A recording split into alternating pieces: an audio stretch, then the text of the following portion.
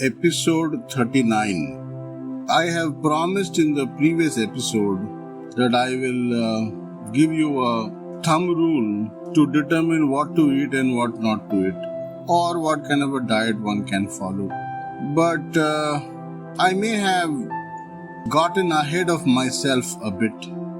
Not because the thumb rule can't be given, but because without basic understanding, without background understanding, the thumb rule may not make much sense to you. So I guess I will hold back the thumb rule for a bit. Now, I have already stated in this conversation earlier that we are a food-obsessed generation. Generations is more accurate. Because for, I think, thousands of years, things seem to have evolved and then become too stuck to eating, okay? And it has gone viral since the break of the 19th century. And this is a world over phenomenon. It's not limited to some regions or segments, but it is a madness that has spread all over the globe in every known human society. And there is a ton of information available on the internet as to what you can eat and what you can't eat. There are just too many different diets that are touted to guarantee miraculous results. Then there are a whole lot of businesses totally encashing upon our paranoia with food and nutrition. And we have already reached a place in life where our supermarkets, food stores have a health food segment. I mean, if you have a health food segment, then what does it make the rest of the food? Unhealthy or what? So surely we are obsessed. What to eat, what not to eat.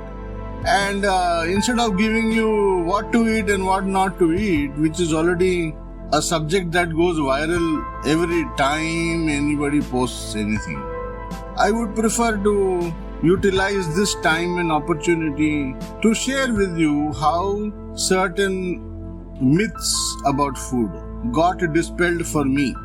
You see, I am not a dietitian, I am not a nutritionist, I am not an Ayurvedic doctor or any such thing. So please listen to all this as my personal opinion, not as gospel or diktat from any authority, because this is how I saw it, this is what I found, okay? And it is not just casual internet surfing gyan, and it will be apparent to you in a few minutes. Of course, I am also pretty sure that by now you trust me enough to know that I will only share with you what I have already tested, experimented with and found valuable. Otherwise, I wouldn't bother myself or you, right? I hope so. Well, the first thing to understand is that whenever any particular thing is promoted, advertised, campaigned for, it is serving somebody's vested interest.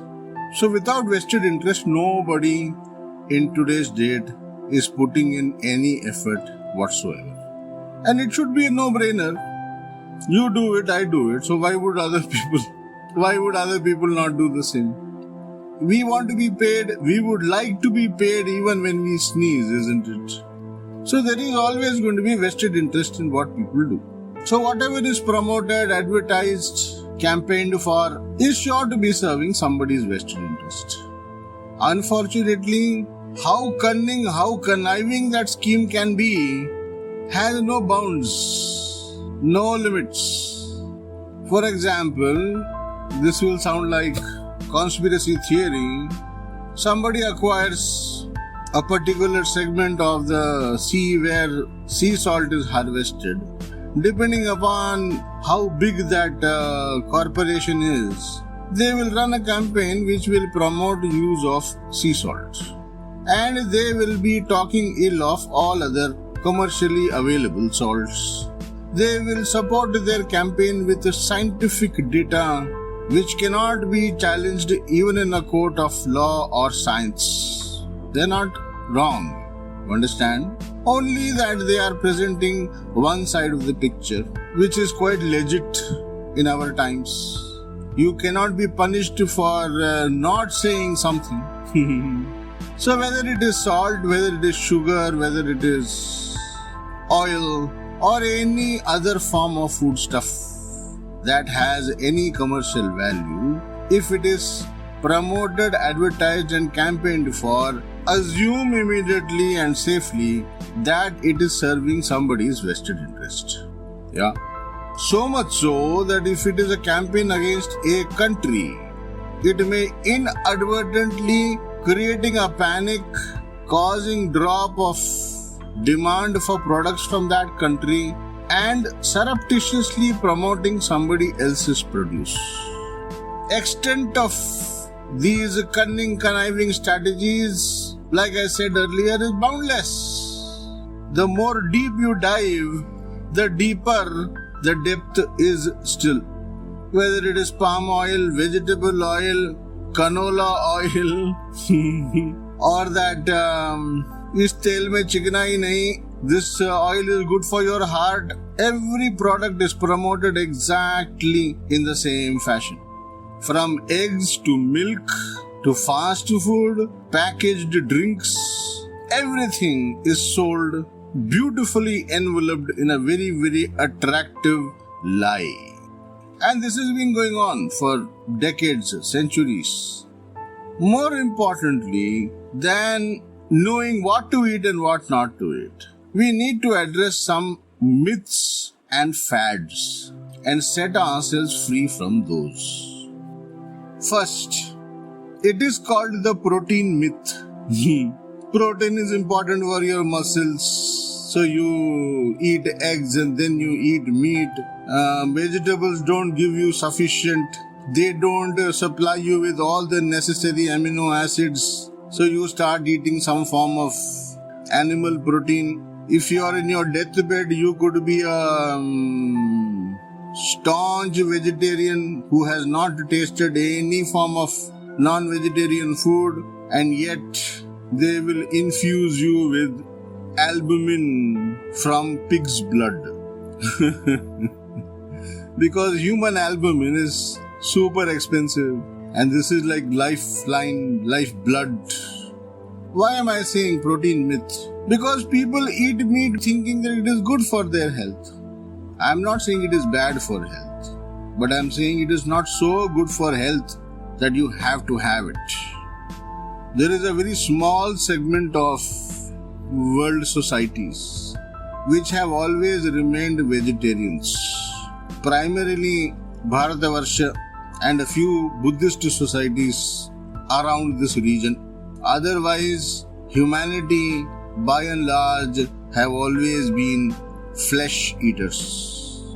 Have no doubts about it. And yet, the strongest superhumans come from the Shaolin temple in China. Total vegetarians. A child of 4 or 5 years of age enters the Shaolin temple for training, remains there for the rest of his life, eating rice and vegetables, not even milk, no dairy. That will come next, fad. No meat, only vegetable protein. Go check out what all they can do with their muscles and bones. You will be zapped. The protein myth. And you will be amazed at how much of products are sold because of this one myth, that you need protein and your body is incapable of making that much protein. So many grams into the number of into your weight, that many grams every day you must consume protein. No proof, no evidence. Sociologically, no evidence. The second myth, milk and dairy products. Why do you need milk? They make your bones strong. World's largest consumer of dairy products also happens to have maximum number of osteoporosis cases. and societies and cultures in the world which have been consuming next to non-existent dairy foods till date don't have bone issues. The fact is that the calcium in the milk is not absorbable by your body. Curd, yes. Butter, yes. Ghee, absolutely. Buttermilk, totally. But not milk. On one side, these are facts. It is true. Check out China, Japan, Korea, this entire belt here. No dairy. Now they are still having lot more dairy than ever before in their history of existence. No bone problems. I've already told you they are the healthiest lot in the world and for decades, centuries.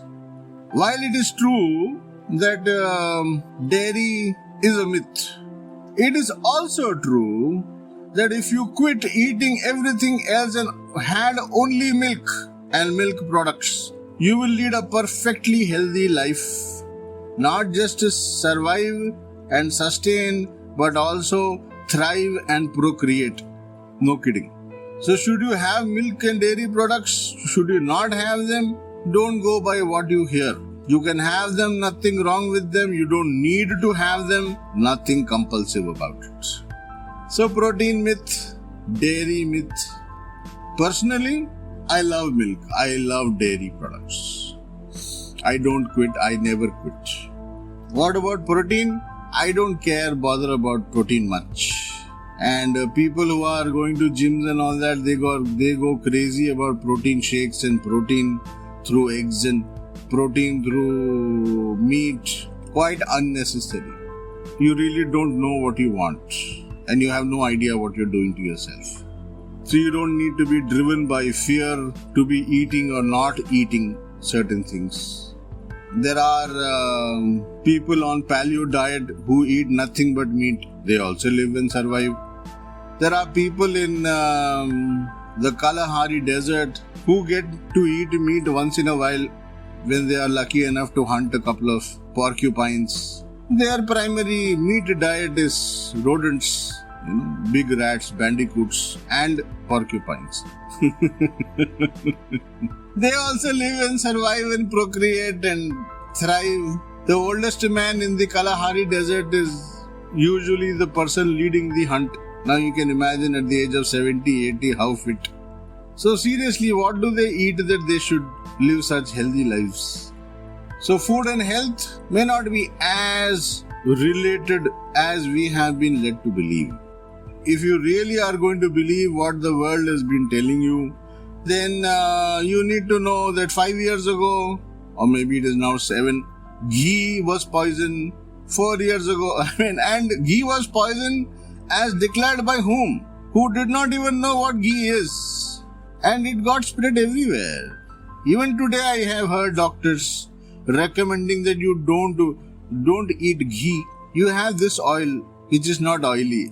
Come on, damn it. If it is not oily, it is not oil. It is just chemicals. Why do you want to fry anything in chemicals? You will be fried in chemicals.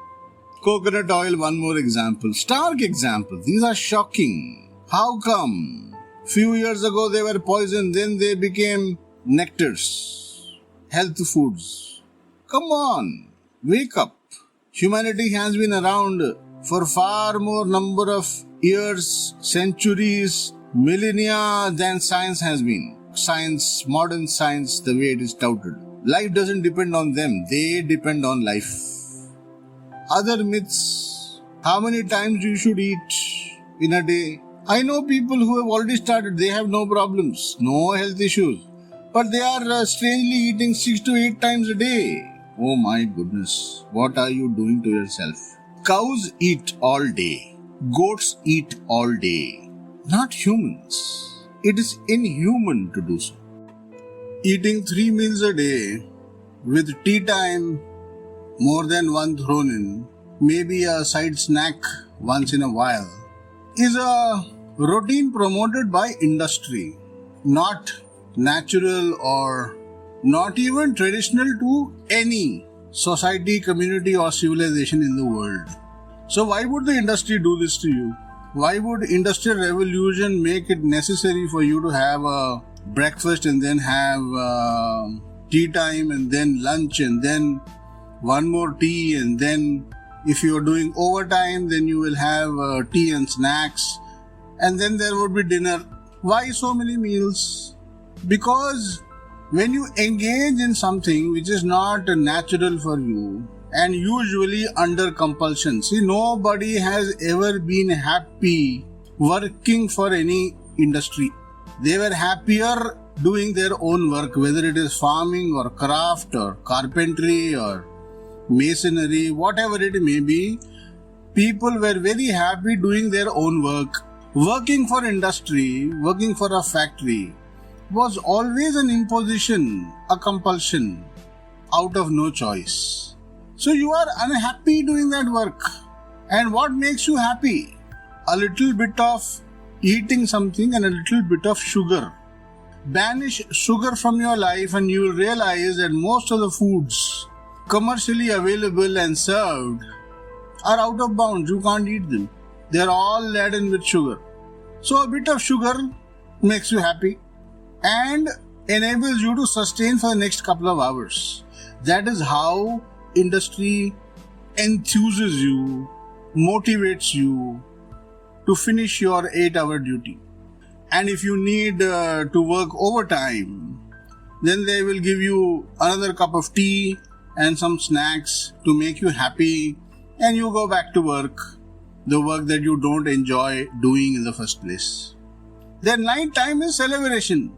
After suffering the entire day at work, you will eat your dinner, be happy and go off to sleep. So your meal routines are driven by somebody else's need, not yours. And it has been going on. It has been promoted in different ways. So how much do you need to eat anyway? If you look at a person connected to earth, they don't eat that often. They can eat. There is no end to eating. If you go to smaller cities in India, towns, and you visit 4 families in a day, every family will feed you something or the other, depending upon the time of the day. And you will be so full